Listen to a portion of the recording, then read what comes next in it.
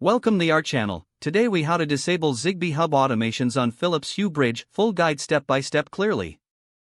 To disable Zigbee hub automations on your Philips Hue Bridge, start by ensuring that your Philips Hue Bridge is connected to your local network. Open the Philips Hue app on your smartphone or tablet. Log into your account if prompted.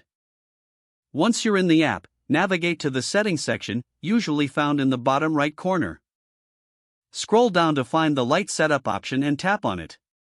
Locate the Zigbee channel setting within the light setup menu. Tap on Zigbee channel to open the options available. You will see a list of current automations that are active on your Zigbee hub. To disable an automation, simply tap on it. Each automation will have a toggle switch next to it. Switch the toggle to the off position for the automations you want to disable. Once you have made your selections, navigate back to the main settings screen. It's a good idea to check your automations to ensure they are all disabled.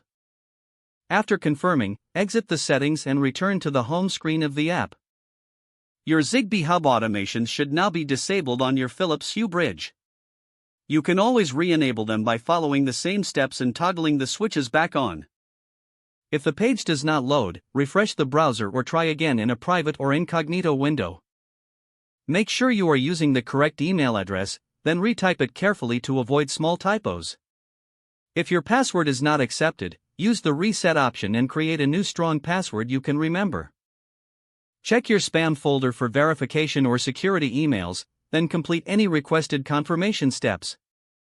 Enable two-factor authentication if available to improve account security and reduce unauthorized access. After signing in, review your profile details so your contact information and settings are accurate and current.